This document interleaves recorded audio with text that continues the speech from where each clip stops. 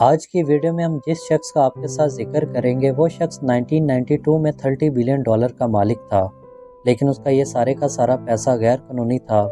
اس وقت یہ شخص دنیا کا دوسرا امیر ترین شخص تھا۔ اس شخص کا نام ہے پیبلو ایسکوبار اور یہ شخص ڈرگز، کوکین وغیرہ سپلائی کرتا تھا۔ پیبلو ایسکوبار کا نیٹ ورک اتنا بڑا ہو چکا تھا کہ پورے امریکہ کا 90% ڈرگز پیبلو ہی سپلائی کرتا تھا اور پوری دنیا کا 80% حصہ پیبلو کی ڈرگز پر ہی انحصار کرتا تھا۔ اس خطرناک سپلائی کو بامس کے ایک آئرلینڈ سے چلایا جاتا تھا اور وہ آئرلینڈ تھا پیبلو ایسکوبار کا ہیڈ کوارٹر۔ اس آئرلینڈ پر پورا ایک ایئرپورٹ بنا تھا جہاں پر جہاز ریفلنگ کے بہانے لینڈ کرتے اور انہی جہازوں سے کوکین نکال کر چھوٹے جہازوں کے ذریعے امریکہ روانہ کر دی جاتی تھی۔ یہ سلسلہ دن میں یا ہفتوں میں ایک دفعہ نہیں ہوتا تھا، بلکہ یہ دن میں 5 سے 6 ٹائم ہوتا تھا۔ روزانہ امریکہ میں 15,000 کوکین بھیجا جاتا تھا، جو پورے سال کا 5,40,000 کوکین بنتا ہے۔ جی ہاں، پیبلو پورے سال کا 5,40,000 کوکین صرف امریکہ بیچتا تھا اور اس وقت امریکہ میں صرف 1 kg کوکین کی قیمت $70,000 ہوتی تھی، جس کا مطلب یہ ہے کہ پیبلو $378 بلین کی کوکین صرف امریکہ سیل کرتا تھا اور یہ پورے 16 سال تک چلتا رہا۔ تحقیقی اداروں کا ماننا تھا کہ جو کوکین پیبلو $70,000 فی kg سیل کرتا تھا وہ پیبلو کو $5,000 کی پڑتی تھی۔ پیبلو پائلٹ کو ایک فلائٹ کا $5 لاکھ دیتا تھا۔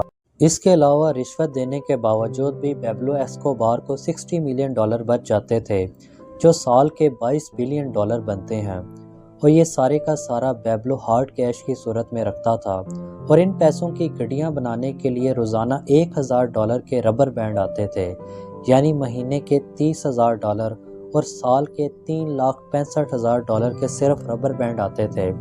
اتنے سارے پیسے پیبلو ایسکوبار بینک میں رکھنے سے تو رہا، اس لیے آئرلینڈ پہ بہت بڑے بڑے گودام ہوتے تھے جس میں یہ کیش سٹور کی جاتی تھی۔ اس کیش کا 10% سالانہ یا تو چوہے کھا جاتے تھے یا پانی کی وجہ سے گل سڑ جاتا تھا۔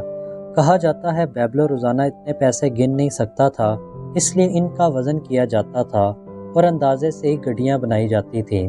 ایک دفعہ پیبلو نے پولیس سے بچنے کے لیے مڈلینڈ کے پہاڑوں پر اپنے بچوں سمیت پناہ لے رکھی تھی۔ اس وقت اس کی بیٹی کو سردی لگ گئی۔ پیبلو کے پاس اس ٹائم گرمی پیدا کرنے کے لیے کوئی آپشن نہیں تھا، تو اس نے اپنے بیگ سے $2 ملین نکال کر اس کو آگ لگا دی، یعنی $20 لاکھ۔ یہ بات اس کے مرنے کے بعد اس کے بیٹے نے ایک میڈیا انٹرویو میں بیان کی تھی۔ جیسا کہ اس طرح کی زندگی کا انجام بھی بہت خوفناک ہوتا ہے، اسی لیے 1993 میں پیبلو ایک پولیس مقابلے میں مارا گیا۔ انسان جتنا بھی امیر کیوں نہ ہو جائے، اس نے جتنی بھی دولت اکٹھی کر لی ہو، لیکن سارے کا سارا مال اس نے اس دنیا میں چھوڑ کر جانا ہے۔ امید کرتا ہوں کہ آج کی ویڈیو آپ کو بہت پسند آئی ہوگی۔ اسی طرح کی انفارمیٹیو ویڈیوز دیکھنے کے لیے اس چینل کو ضرور سبسکرائب کر لیں۔ شکریہ۔